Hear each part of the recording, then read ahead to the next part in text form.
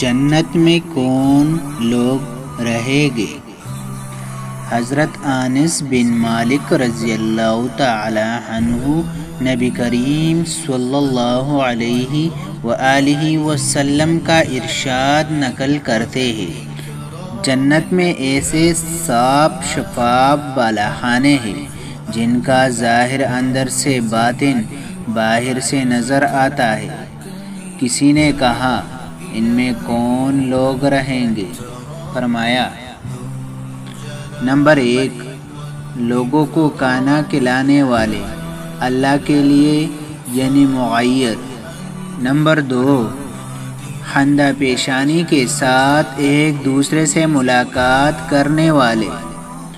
Number 3، ہمیشہ روزہ رکھنے والے۔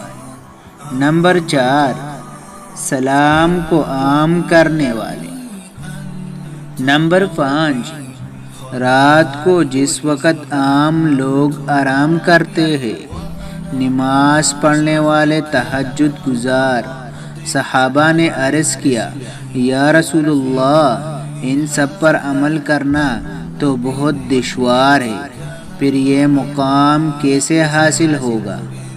فرمایا، نمبر 1، اہل و عیال پر خرچ کرنے والے معیر ہے۔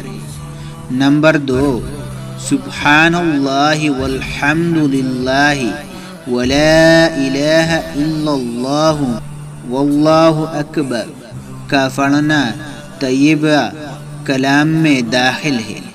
نمبر 3، جس نے رمضان کے روزے رکھے گویا ہمیشہ روزے رکھے۔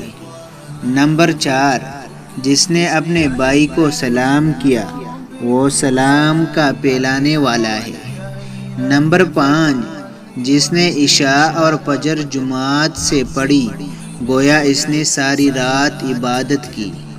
اس وقت غیر مسلم اور ناخدا ترس خواب غفلت میں ہوتے ہیں۔